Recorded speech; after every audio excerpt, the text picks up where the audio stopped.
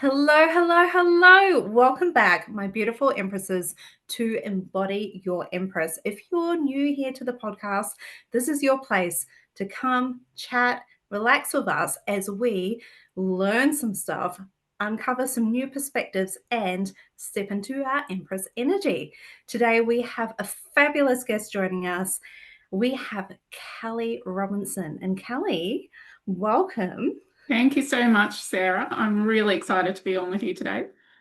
You know what? I'm super excited that you're here because this is an area that I need to learn a lot. Like, I'm going to put myself out there as probably the person that is doing it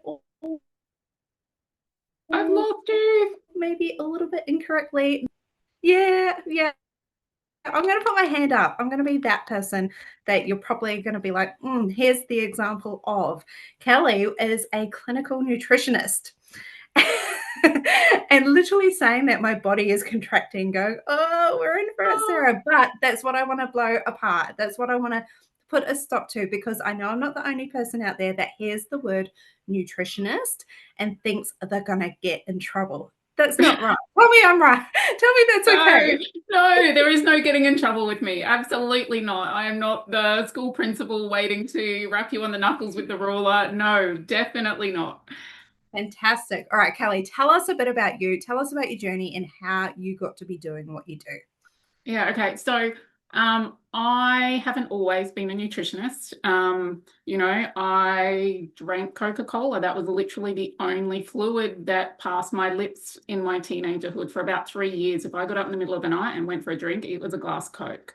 Like, I'm not even joking. I have a historically terrible, terrible eating patterns, but as I became a mum, I was a little bit more health conscious and things like that, trying to look after me, look after the kids. And then my kids started to get sick. So I've got three kids. My eldest is 17 and a half now. She literally finished her final year 12 exams yesterday, right? Oh my How does gosh, that that's even an happen? adult. Yeah, I know. And so I've only got 18 months between my eldest and my second child. That was a bit crazy. So there's 2.5 year gap between two and three, right?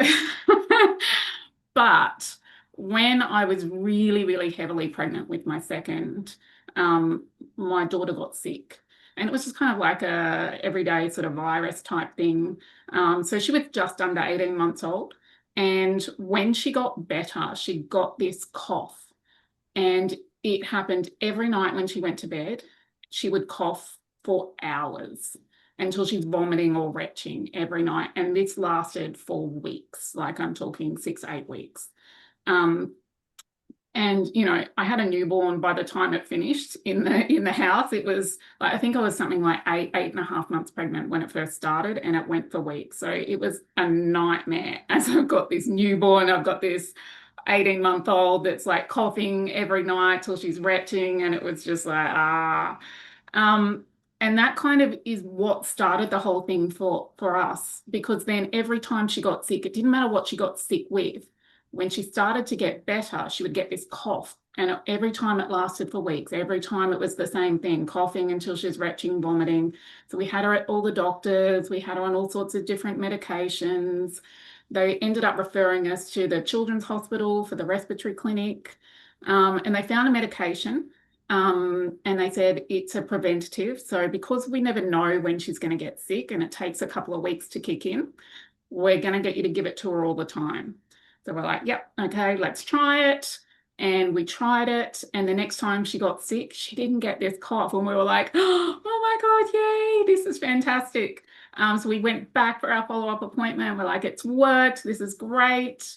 And the specialist at the Children's Hospital openly told me it's a relatively new drug and we don't actually know the long-term side effects. At which point I went, eek, I'm not sure how I feel about that. I don't know if there's something that comes up as she grows up. I don't know that I want that on me. And at no point during any of this had anyone been overly keen to help us figure out what was triggering this reaction. They had decided it was some sort of allergic type response, and that when she was getting sick, her immune system was weakened, And so that's when it would flare up until she was well enough past that for her immune system to tamp it back down again.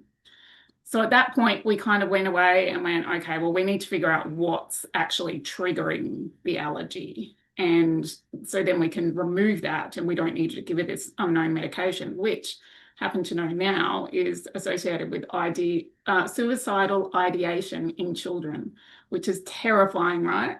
I'm so glad that I went and looked for something else because it turned out to be food. It was a long, convoluted journey. And so we finally found out an answer when she was in kindy. We figured out it was food.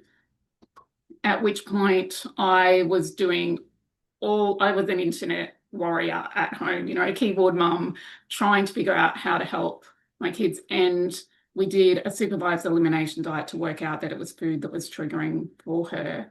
But we did it as a whole family. And it turned out by that stage, I had the 3 kids.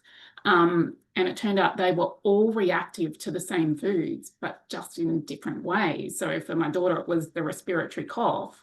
For my middle guy, it was all behavioral and tummy pains and things like that. For my youngest, it was like his bowel movements would go really foul and, just really gross, and it affected his sleep. So when we cut out those foods, they all improved, which was amazing. And so I was, keen to find out more and more and more.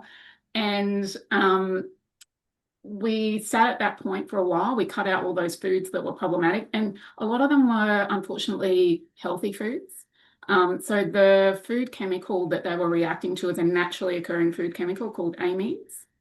And it's in a lot of healthy foods. It's in a lot of meats. It's in a lot of vegetables, fruits, nuts. So there are a lot of healthy things that they weren't eating. And what I discovered over the next couple of years is their window of tolerance seemed to, like, because it's in a lot of foods, we could kind of get away with like having a little bit of something every now and then. And, as long as we didn't have it too frequently, it was okay. But that sort of window just was shrinking and shrinking. So then I went back to the drawing board, figuring out what am I going to do next? This is not sustainable, clearly. And I came across gut health and I started researching on that. And so I started working on that as a mum at home. And it worked. They now eat amines really readily. There's still a couple of things that they don't have in their diet, like gluten and things like that. But they can eat all of the amine containing foods with no problems and things like that. And at that point I went, you know what? I thought I was eating all the healthy foods. I thought we were doing a really great job, but everything I learned along that process made me go,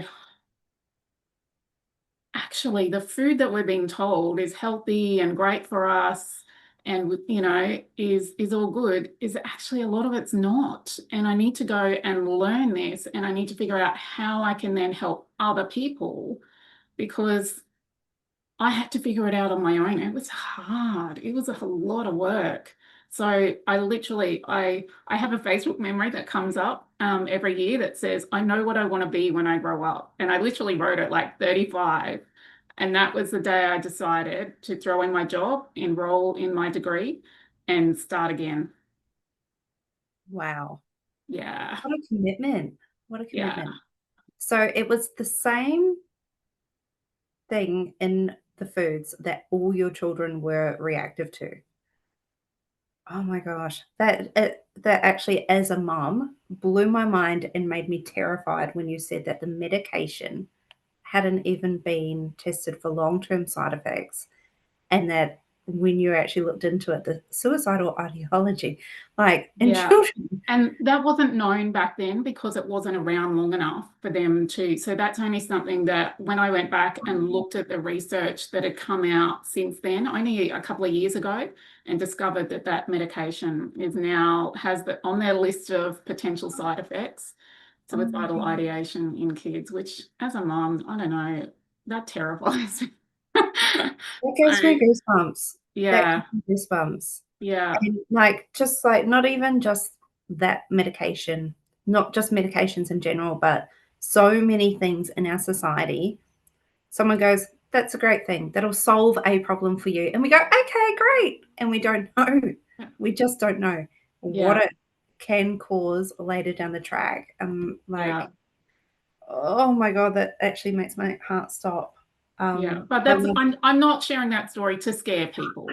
No, I Um, know, but it makes but you stop and wonder, right? yeah, yeah, just Mm. always, try and look at the bigger picture. What could be going on sort of that we don't know about yet? What can we look a little bit further into? Yeah. Yeah, what are we leading to down the track? Well, I love that you just followed your mother's intuition or your woman's intuition, and you're like, okay, instead of just like jumping straight from that fear base, like, and jumping, go, okay, we have to, the doctor said we have to do this.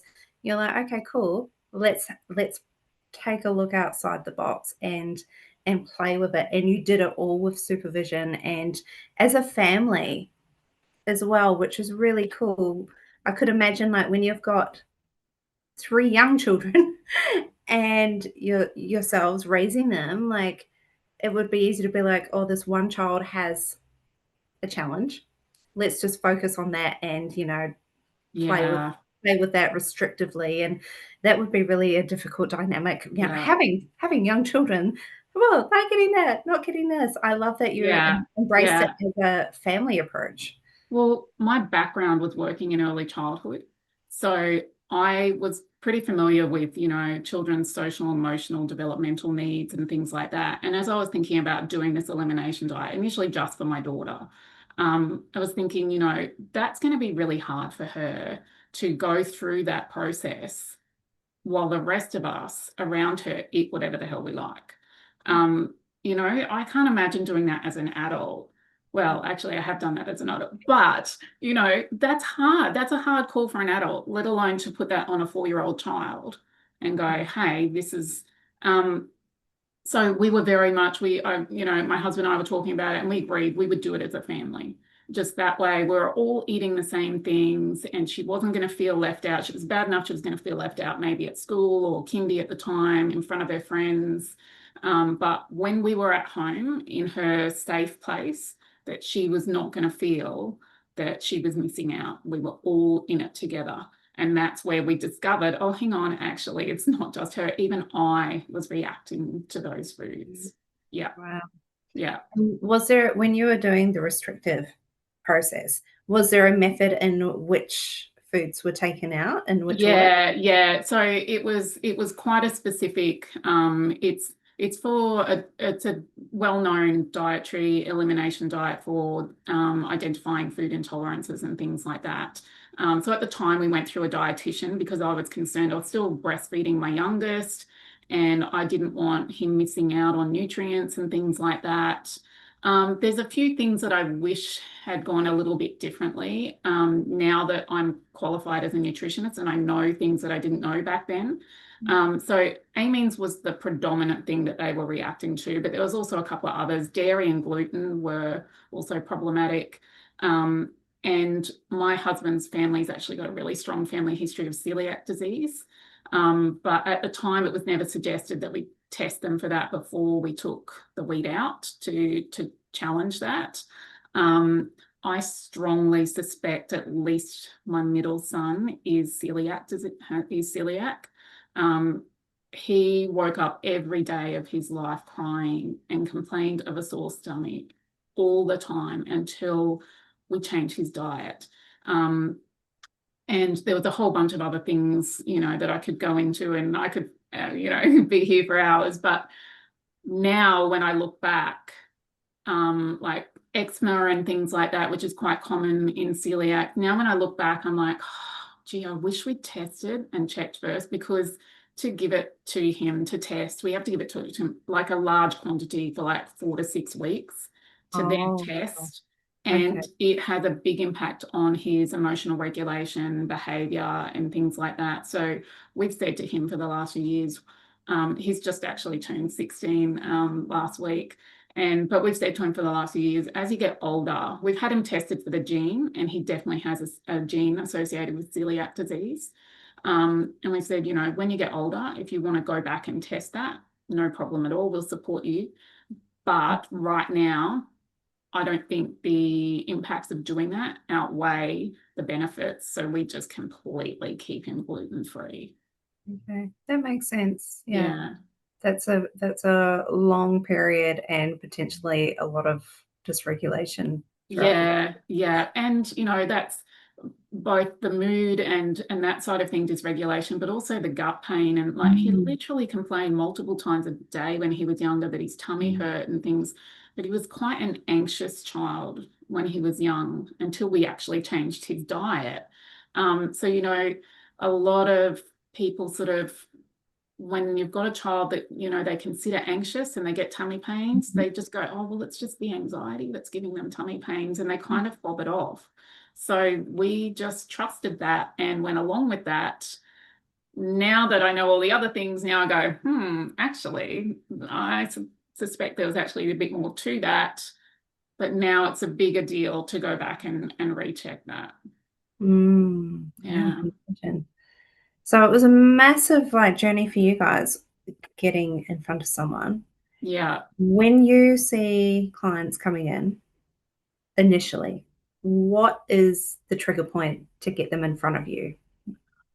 You know what? It really varies. I get a whole range of different clients. Basically, if someone's got a health thing going on, they can come and see me and I can look at how we can support and help. So it's not necessarily just food intolerances or, people think nutritionists, they think food intolerances, IBS, maybe some weight loss, and that's kind of about it. We can help with so many things like hormonal issues, mood issues, all sorts of different areas that we can help with. But what is consistently the trigger for getting people in front is when they've reached crisis point, and most of them who have tried all the medical stuff and not getting anywhere. And so they come seeking, what else can we try?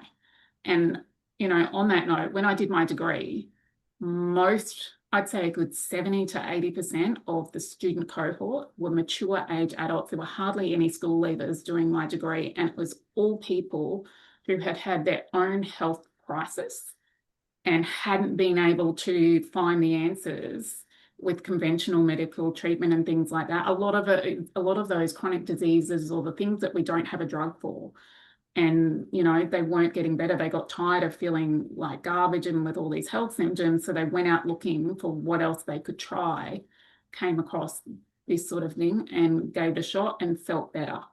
And Mm. so then went, okay, well, I'm going to learn this. So I would say that that's probably 70 to 80% of the student cohort when I did my degree.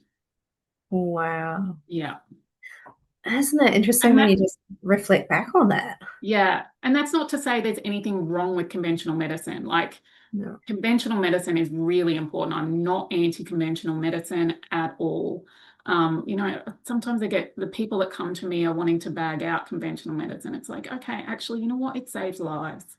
And, it's really important. What I would love is for us to work a little bit closer together, because when we work together, that's where we can get better results for the patients.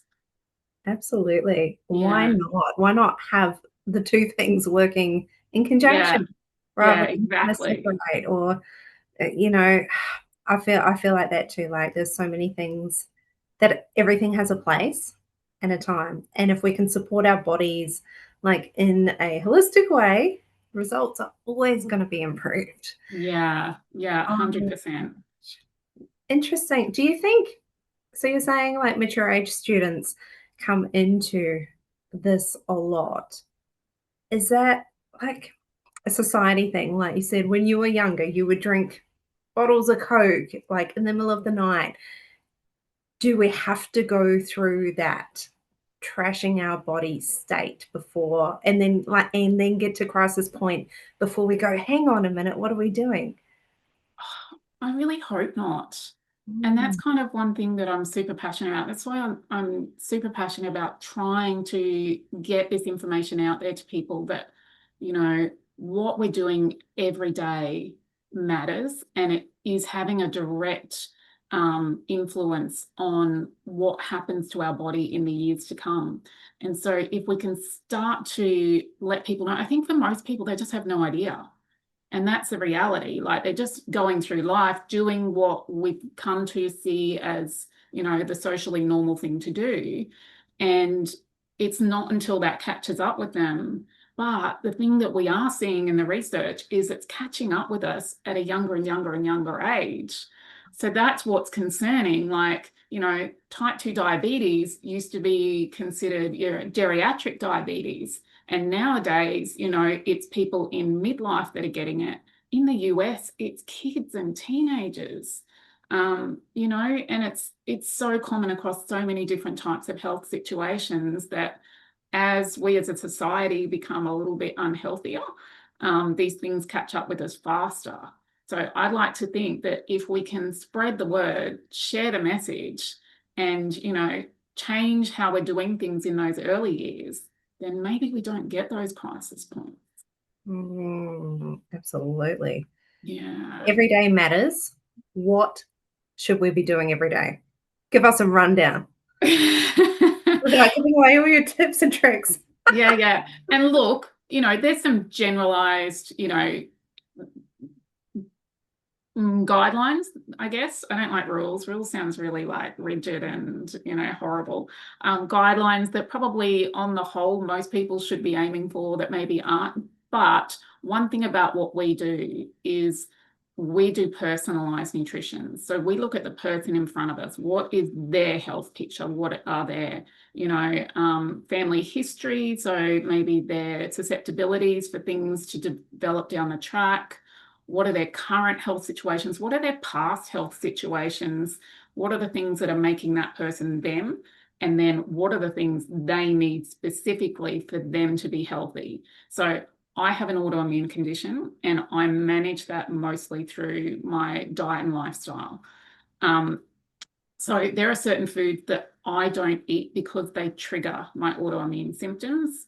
But the rest of it's a healthy food. The rest of my family 100% eats it. So I can give some generalized guidelines, but it's not a blanket one size fits all. This is going to work for everyone. So I don't ever do a one size fits all dietary approach. It's not like everyone who comes to see me gets the healthy diet box and, it's really looking at the person in front of me and what actually do they need to be healthy, because that's where we get the results and things. Some good general rules of thumb would be things like eat more veggies, because most people, if we're being honest, we don't eat enough veggies. So look for little ways. Can you throw one extra veggie in the dinner dish? Or, is there a way, like I like to either put chopped up raw zucchini or things like beetroot or something like that in a smoothie at breakfast time. So looking for just little ways that you can get your veggie load in, because if you're trying to eat it all at dinner, pro tip, you're never going to get there. So an example, like one serve of salad veggies is a cup, right? So your raw salad type veggies. So you need a cup of raw salad veggies to get a serve. So if you're not sure what a cup is, like if you've got measuring cups, have a bit of a look at that. So if you save that all up for dinner, you need to eat 5 cups of salad at dinner. That's insane. That's a lot of salad. That's a lot of salad. I'm not going to eat 5 cups of salad and I'm a nutritionist, So it's looking for those little ways that you can get other bits in and things like that. Probably another common one that I see, particularly for women and kids, that we're falling a bit short on is protein. So protein is like the building blocks of literally everything in our body. Every cell, every tissue, every organ, we build it from protein building blocks. So it's important for our immune function. It's important for repair and regrowth of damaged cells. And, we're all constantly always breaking down old cells and rebuilding new cells. It's important for neurotransmitters. So these are like brain chemicals that affect our mood and our concentration and things like that. Obviously, it affects growth, hair, skin, nails. Protein affects everything. And commonly, women and kids are the ones that fall short on protein. Can make a really big difference. That's probably a couple of common things that I see coming through my clinic. Speaking of vegetables, I did an experiment for a while because I'd gone to like a raw cooking workshop thing, because I notoriously do not enjoy cooking. So I'm like, right, I'm going to go learn. I'm going to do this stuff. And it was really cool. I learned some stuff, and then it made me have the epiphany. I'm not eating enough vegetables, and I'm not eating a variety of vegetables. Like, there are so many Yeah. nutrients out there I'm not getting. So I would go to my local fruit and veg shop, and I would make my buy my basket of stuff, but I'd also buy something I had no idea what it was. And I would keep a running track throughout the week every time I ate a different vegetable or fruit, so I could actually track and gauge what I was eating, because I would get in the routine of going, yeah, broccoli because I like it, I like potatoes because I like it and it's easy, maybe some carrots, and then I'd be like, yeah, I'm eating some vegetables, and I would, but when I actually was like in black and white, and I would write it on my fridge every time I was like doing a meal, then I would be like, oh my gosh, I've hardly had any variety. I'd be like, get those capsicums out. And like, let's add some Yeah. color. And it was a really fun experiment, and it really pushed my boundaries. And I was a little bit uncomfortable with trying out these new vegetables. I'm like picking it up, Yeah. trying to Google, what do I do with this? Yeah. And it was a trial. Like, some of them were not my cup of tea. Some of them were. And, going to the local fruit and veg shop was really cost effective as well. Yes. So, Yes. we had some fun with that. I love that so much. And you are so right that it's the variety matters just as much as making sure you're getting the right number of serves. We know through the research that our gut microbiome, so the microbes in our guts, they're all the different organisms, bacteria, viruses, fungi, all the things that live in our gut. And it has such a massive impact on so many areas of our health. It's really staggering. But the more variety of plant foods we eat through the week, it's not in one day, the more different types of bacteria we have in our gut and the healthier we are. So Mm. the research says that if you eat 30 different plant foods across a week, that seems to be the sweet spot. And when I give people that figure, they freak out and they go, 30 different vegetables. How am I going to do that? Right. But it's not 30 different vegetables. It's 30 different plant foods. And so that includes things like herbs and spices.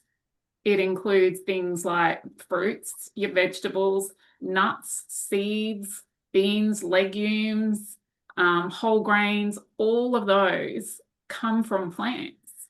Mm. So it's not just the vegetables, but coming back to the vegetables, another good thing to look for in the vegetables is the different colors, because that's a sign of different plant nutrients that we get, which aren't technically vitamins like you do get vitamin C and vitamin A and things like that in vegetables, but we've also got this whole other category of plant nutrients called phytonutrients, phyto meaning plant. And that's sort of been a really evolving sort of area of research in the effects that those things have on our health. And what we're realizing is the more of those foods that we eat, the more anti-inflammatory they are, the more protective of our health and our cellular health and things like that. So we need to get a really big variety. So even just choosing a red capsicum and a yellow capsicum instead of going for all red or something like that helps to give a little bit more diversity there and feed different microbes and things like that, get different nutrients. No. So is it true that saying about eating the rainbow, like to try and get all colors covered? Yeah, 100%. It's not a hard and fast rule, and there is some overlap between the different colors of certain phytochemicals and nutrients and things like that. But it is a really good, just general rule of thumb that if we try and get the different colors in, different colors tend to have different groups of those phytonutrients that are really common amongst them. So yeah, 100%. Oh, and I guess if you're not getting them covered the way, like, it will be showing up in your body as a deficiency somewhere, won't it? Yeah, and sometimes not even a frank deficiency. A word I like to use a lot is insufficiency. And so Mhm. sometimes it's not an outright frank deficiency, like a frank deficiency of vitamin C is scurvy. Most people in a Western world don't get scurvy anymore. However, they can still have insufficient amounts of vitamin C coming in for optimal health and well-being. And that's where, No one wants to live their life feeling, all sorts of health symptoms and just dragging themselves through each day, right? And so getting your variety of nutrients can be the difference between getting the variety of nutrients your body needs to do all the things it does. Because here's the kicker, people get caught up on food as energy and calories and making sure you're eating enough quantity. And they forget that it's actually the nutrients that are in those foods that are really important. So we use nutrients for everything to make energy. People think, oh, okay, well, we have something sugary and that's how we get energy. But your body's got to convert that glucose into what we call ATP, which is our usable form of energy.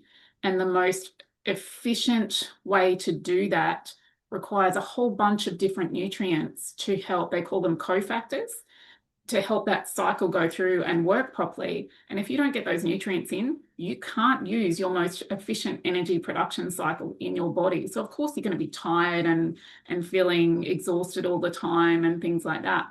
No one realizes that it's the variety of nutrients is as important as making sure we're getting enough food. It's so important, and we just have no idea. That's really interesting. So, in theory, someone you might see on Instagram who, works out a lot, is quite lean, muscular, but has quite a strict calorie controlled diet with not a great variety of nutrients in it, could be potentially insufficiently funding their body. They could be. They could be. A lot of people like that do tend to rely on supplements to sort of fill the gaps. Okay. Um, I do use supplements in my clinical practice, but I tend to use them more as like a scaffolding support while we put into place the diet and the lifestyle things that we need to put into place for them to actually become truly healthy. I see them more of a band-aid type solution that we can use them temporarily while we're getting the other things in place. And then we start to take those supports away because you don't need them anymore. Whereas a lot of people, they're out there looking for the next magic supplement that's going to come along and make them feel great. And it does make them feel great while they're taking it. Sometimes it makes them feel great enough that they think that they're getting away with it. Sometimes it's, gets them feeling better, but still not normal. But they take that as the best they can get. I look at supplements very much as let's not do the band-aid approach. Let's actually go back. That's literally why I called my business Foundations for Health, because you have to build those foundations if you actually want to be truly healthy. Mm.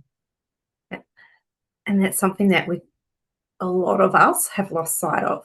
Like, Yeah, but not with through any fault of our own. This is no, what we're conditioned to see as normal these days. that's right. And Yeah, conditioning and the air quotes busyness of life just get always going for the quicker, faster option, and that's now normal, and that's yeah, how we do things. Um, just like reminding me of like being a child, and there was always the stove top going at dinner time, and dinner was cooked on the stove. And I'm just thinking about my own dinner preparations, and they look very different to that. Not to be mean to myself, but like that is just like the way of my world currently. Um, so, oh, I have a few questions true. on the things. If I had a small young child asking for a friend who was really keen on chicken nuggets, what would be something I could add or include to boost that nutrient value? Yeah, okay. So first of all, try and choose the best quality nugget that you actually can that's actually made with real chicken. And at the end of the day, chicken nuggets are never going to be a health food. I can't sugarcoat that. I can't, tell you something that it isn't. It's never going to be a health food and things like that. But working with kids to increase their repertoire, I like to use language, so things like instead of saying, they don't like XYZ, they hear that and they implant that and then they live that because that's what they hear you say, right? So I prefer to use language like still learning to like that. because then it creates the possibility that whilst they might not enjoy that right now, that could change. And that it's a process, and kids are familiar with the learning process of learning to do things. So that I really like that language shift when we're talking with kids. And, you know, my middle guy was the fussiest kid. I'm not even joking. He would melt down on the floor if I put a 1 centimeter piece of capsicum on the corner of his plate, not touching any other food that he didn't even have to eat, just to sit it there, just to sort of start desensitizing him. So I, you know, people sort of go, oh, you know, roll their eyes. Oh, she's a nutritionist. Of course, her kids eat healthy, and you know, my kids aren't like that. I'm telling you, I came from that place where my kids weren't like that. And it was a process. And, you know, I actually have, I do, as well as doing my clinical practice, I do a range of workshops on different topics. And I have a whole fussy eating workshop covering different steps and things like that of, you know, how to introduce foods to kids, how to use language, how to support your kids, because it can be really traumatic emotionally for kids to go through that. And if you shut that down, if it turns into a screaming match, you can't win. You can't force them to put that in their mouth and chew it and swallow it. Okay. That's a power struggle. You can never, ever win. So don't get into the power struggle. There's other ways that you can approach it to get, you know, chip away at increasing their repertoire of foods that they'll eat safely. And, you know, one strategy could be that, okay, they can have their chicken nuggets, but, you know, they've also got to have 1 spoon of a vegetable, but they get to choose the vegetable. And maybe they're happy to eat grated raw carrot, but they won't eat mushy cooked carrot because they can't stand the texture. So kind of be open to possibilities and what's a way that you can work it. Even my youngest. So I make this really, really fabulously delicious chicken sweet potato salad in the summer. And it's got things like, you know, chicken, it's got roasted sweet potato, there's usually some sort of leafy greens. There'll be, gosh, I'm just thinking like tomato and all sorts of bits and pieces that my youngest, he'll eat all of those foods. But every time I made this for dinner, he would freak out. I don't want this. Oh, you know, and we'd get all the theatrics. And I'd be like, why? You literally eat all of these foods. I don't understand. Because it's touching, right? Because it was mixed in together. So when I started plating his up, I'd put a pile of sweet potato and a pile of leafy greens and a pile of chicken. And when I started doing that, now when I say that's what we're having for dinner, he's like, oh, yeah, okay, great. And he's happy to eat it. And it was just, you know, putting his on the plate in a slightly different way, and he could cope and was happy to eat it. I get that. I've been that person, like in my younger years. I didn't like things touching so much. Didn't Yeah, like it mixed in. But yeah, yeah, eating it's fine. And we, you know, we say this from a perspective of young people, of children. However, I know people who have had partners who will not touch a vegetable. Like multiple people, like yes, because they yes. multiple And that partners. is something that I get through clinic all the time. When I do work on, like I've got kids nutrition, fussy eating workshops. When I do those, I actually, because it's generally women that come to those, right? It's mums. So I talk to them about that, you know, who here has that fussy husband that won't eat vegetables? We don't want to grow children who are still in their 40s and won't touch a vegetable. You know, we want to help them learn to do that in a way that's safe for them, that you can actually make progress without turning it into like World War III screaming match, and, you know, because that's not fun for anyone. But no one wants to fight with their husband about vegetables. Like really, can you No one imagine? wants to hide vegetables from their husband, We are not their mothers. I think that's an right? important relationship like boundary to put up. We're not Yes, their mothers as well. We would like to encourage them to be healthy, but yes, we're not there to force them. Oh yeah. my gosh, I love it. Okay, what are 3 foods that we might think are healthy, but really are not healthy? What are we being tricked Yeah. into here? Okay. All right. I would probably say my top one is fruit juice. Okay, yeah. Um, Liquid sugars are the worst, and fruit juice is really high in fructose, which is fruit sugar. So in the US, like most people have heard of like high fructose corn syrup that they use to sweeten all their soft drinks and, you know, basically everything in the US.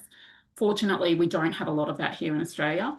Our concentrated source of fructose comes from fruit juice, and high amounts of fructose over a long period of time is like a really big driver of things like non-alcoholic fatty liver disease, type 2 diabetes, all of that sort of stuff. It's really bad for your liver. It's processed in your liver the same way that alcohol is processed. Really? Yeah. Wow. Yeah. So, and, you know, people think they're making the healthy choice and choosing fruit juice, and actually not so much. If we're going to have fruit juice and things, I'll dilute it, like put so much in the bottom of a glass and then top it up with like sparkling plain mineral water or something like that. So, you know, we're still getting a bit of flavor, but we're not getting that really big concentrated hit of liquid sugars. So I'd say fruit juice is definitely there. Another one would be farmed salmon. No. Yes. And in Australia, we have terrible, terrible sources of salmon. I'm really sorry to tell people that because it should be such a healthy food, but farmed salmon is absolutely diabolical and I won't touch it. I will not give it to my kids. I will not touch it. That just broke my heart. I'm so I didn't know. sorry. I didn't know. And you know, it's really awkward because people find out I'm a nutritionist, and one of the things they want to tell me is, "Oh, I eat lots of salmon," and I kind of cringe, and then I'm like, "Oh, this is a social situation. Do I go into that? Do I not?" Like, I don't know. But farmed salmon really is terrible. They farm it in the ocean, so you think, okay, well that's all right, but it's in really, really concentrated area. It's actually really bad for the environment around those fish farms. It's really bad for the fish to live in those conditions, and it's really bad for us when we eat it. So those fish, I think it's one of the big Australian fish farming down in Tasmania companies tried to quash a report that came out a couple of years ago disclosing the volume of antibiotics they give their farmed salmon to keep them healthy, because they're such concentrated amounts that, yes, they're in the ocean, but they're kind of like swimming in concentrated excrement, because the volume of fish they've got in these really small areas is so great. And they thought that if the Australian consumers knew how much antibiotics were being pumped into those fish, they wouldn't eat it. So they tried to quash that report. Well, exactly. Yeah. So I'm so sorry. Oh my If gosh. you are a salmon lover, you know, there are some like organic butchers and things that will get wild caught tinned salmon. Wild Alaskan tinned salmon is probably our most easily accessible wild caught salmon in Australia. I emailed a bunch of companies because some of them, I think it's John West, one of their labels says wild caught and the other one says wild Alaskan. So I'm like, are they both wild caught? What's the go? So I emailed them, and yeah, they're both wild caught. It's just a labeling marketing thing. But buy the one that says wild Alaskan, because the one that says wild caught has had the skin and the bones removed, and they're like some of the healthiest parts of the tinned salmon. Otherwise, if you really do like fresh salmon, I know if you shop at Costco, they have it's, you know, a big bag. It's expensive, I'm not going to lie, and it's imported wild caught salmon, that's fresh caught, wild caught. So that's, yeah, if you're really a salmon lover, but I'm so sorry. It's okay. I need to hear the truth. And That's why we're here. what's it? One more I needed to give. Yeah. Cereal. Most of the cereal in the aisle is equivalent to dessert, if we're being entirely honest.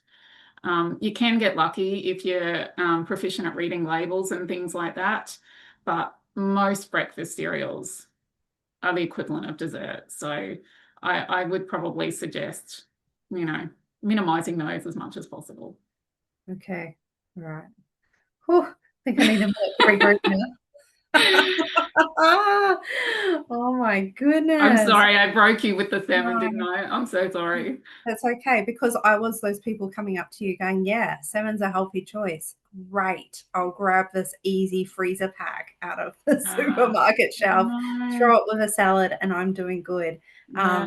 But yeah, like I'm so aware of the antibiotic thing, because that's why I cut down on chicken, like for that Yeah. exact reason. So I'm a little bit disappointed in myself and society that the But shades are on. you don't know what you don't know. No. And yeah, we're making the best decision with the information we have at the time. So never ever beat yourself up on things you've done in the past, because you Mm. only ever make the best decision you can with the information you have at the time. Oh, that's so true. That is so true. And that's what I say about all other things as well. So it's no different to applying it Exactly. to what goes in my mouth as to any other part of me. Yeah. Oh my gosh. Okay. If we had 3 quick things that you would want to tell people about what you do, Yeah. what would Okay. they be? All right. Okay. So, well, I think the first thing is going back to that food is so much more than the calories. It's the nutrients. So making sure you're eating real food with nutrients in it is so important. And you really can't out supplement to make up for it. Um, the other thing would be that the food you eat today is directly shaping your health in the future. Like, I can't stress that enough. Chronic disease comes from years of eating food that wasn't working for your body.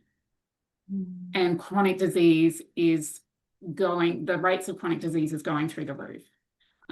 So absolutely, the things you're eating right now, the things your kids are eating right now is directly shaping their health. So if you think about, a good rule of thumb is like, if you look around, your older family members and seeing what are the things that they're getting, they're probably your risk factors. What sort of, middle, older age person do you want to be? Do you want to be the person going out, living your best life, doing all the things, traveling after the kids have moved out and, doing all the things you couldn't do? Or do you want to be the person stuck at home feeling, crappy and lousy and taking 27 different medications because you've got all of these things? The food you're eating today is directly shaping the future that you're choosing. Mm. Um, and probably the last thing I would say is that as a society, we're generally getting sicker, and people are confusing what's becoming more and more common with what's normal. Common is not normal. Rates of asthma have skyrocketed, so it's really common. It's not normal. Rates of autoimmune disease are skyrocketing. It's not normal. Rates of type 2 diabetes are skyrocketing. It's not normal. Common is not the same as normal. Mm. And on that note, what you started was everyone is different and everyone is individual. So don't fall down the tracks of everyone else is in this boat, so it's okay for me too. Or if you have a concern, if you have a query, if you just want to learn more, go and see someone who will look at you Yeah. as an individual, who can Yes. help you as an individual, who can test the things you need Yeah. individually. So 100%. I use so much general blood pathology, just like the doctors do in my practice, to see what's going on inside of you so we know what you need. oh, amazing. And like Yeah. actually personalize those outcomes for your Yeah. goal. You Yes. like we are worth this investment. Like I think we get down the track, Yes. oh, things have to be catastrophic for me to go and sit down and think that that's a valuable Right? thing. Like Yes. it doesn't have to be catastrophic. You can just want to improve where Yeah. you are. Yeah. We think Like, self-care is all bubble baths and massages, which are lovely and important if that's what you like, but it's also nourishing your body with the things that we need to be healthy and, paying attention to our stress load and, all of the things, our sleep and yeah. oh my gosh. It's so many of the things though. It's not a bubble bath wrapped up in a beautiful Instagram photo. It is what we put in our mouths. It is how we talk to ourselves. It's how Yeah. we deal with problematic thoughts, intrusive Yeah. thoughts. It's our energy work. It is Yeah. so much. It's our physical body. Like it is all of life. Yeah. And Yeah. we make it this, like this Yeah. tiny little Yeah. glimpse of Yeah. something because it looks aesthetically pleasing and it's a bit bougie, and we all get down that path. So, Yeah. yes, self care is how we live our life. Yeah. Yeah. 100%. Giving your body what it needs. Oh, absolutely. Our Yeah. body in all aspects holistically. Yay. Love it, Kelly. I've got 3 questions for you Okay. to wrap up our chat. So, how do you embody your empress? Um, I I would say, you know, yes, I'm here talking about being a nutritionist, but I'm not just talking the talk, I'm walking the walk. I'm doing the things every day that I'm talking to people about. So I'm living the truth of what I've learnt about health and wellness and things like that. And I'm nourishing my body, not just with the food, but with the other things around that, like the hobbies that I do and, the movement that I do and things like that. It's that I'm honoring all the things my body needs, the amount of sleep I need and things like that. So really tuning in and listening to what I need. Yeah, love it. Yes. Okay, what does your Empress energy feel like? Okay, my confession, because I had checked out your podcast and I'd heard this question and I've been stressing over it because I'm like, like trialing out different words and I'm like, none of them feel right. And it finally, even this morning, I'm like, oh, I still don't know what I'm going to say when she asked me this question. And I realized, I think it's because it's not one thing. I think my Empress energy is a bit more like a recipe. And it's got a little bit of this and a little bit of that. So, there's a little bit of passion in there and maybe a little bit of curiosity and a little bit of reflection and a little bit of compassion, a little bit of drive to make a difference in the world and other people's lives. Like Mm, a little bit of so much is not just one thing that's my I love Empress it. energy. Yes. And we love some ambition around here because we want women to be out there and being ambitious and courageous and stepping into their passions and purposes and like taking on life and being seen and heard and felt, because that is the Yeah. ripple effect that we create. So I love that so much. I love the recipe. That's such a good visual. I'm And gonna it just have to sit fits with down the tonight. nutrition thing, right? Oh, maybe, yeah. Yeah. I wanna feel into what my recipe is, like, that is really cool. Perfect. Yeah, that's Yeah. really cool. Might steal that idea. Thanks, Kelly. Absolutely. Collab. Full permission granted. Fantastic. And what are your parting words of wisdom for inspiring Um, your nation? every time you sit down to eat is an opportunity to nourish your body. So sometimes we get caught up in the whole, oh, I had this crappy thing yesterday, so I've blown my whole week. It doesn't matter what I eat for the rest of the week. I want you to rephrase that. Every time you sit down to eat is an opportunity, a new opportunity, a fresh slate, a clean start, an opportunity for you to have something that nourishes your body. So it doesn't matter what you did this morning or yesterday or the day before. Every time is a new opportunity for you to make a choice to give your body something that it needs. So it's never too late. It's never, you know, I'll start next week because, I've blown this week. Mm, Next time you're choosing something, you can just choose one thing. It doesn't even have to be the whole part of the meal. What's one thing you can choose to nourish yourself? mhm. I mean, that's a life lesson right there. You can Yeah, apply that to anything. What's one thing I can do totally differently can. right now? Yeah. I love that. Thank you so much, Kelly. I've really enjoyed our conversation. Look, learned a lot over here, some quiet reflections happening as you've been speaking. So I know everyone out there is going to be feeling the same. So I would love whoever's listening to go out and share this with your wider community, because like you said, we don't know what we don't know. And Yeah. the more that we can share these little inspirational things, the Yeah. more that we can take a slightly more holistic approach Yeah. to Yeah. literally the building blocks of our future. Yeah, and someone might hear this and it might trigger them to go off, looking into something more, and it turns out to be the thing that they needed.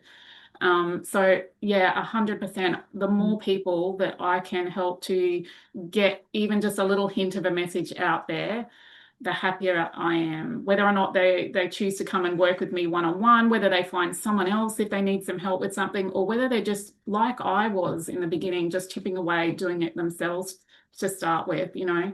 However, if they're getting, you know, to somewhere better, that is 100% what I'm trying to do. Yeah. And common is not normal. Common So is not not normal. normal. Thank you, Kelly. All of your contact details are in the show description. So if anyone wants to connect, reach out. They are all there. Go for that. Don't forget, subscribe to Embody Your Empress so that you hear the next episode as soon as it's out for our wonderful, fabulous guests. Thank you so much, Kelly. Thanks, Sarah.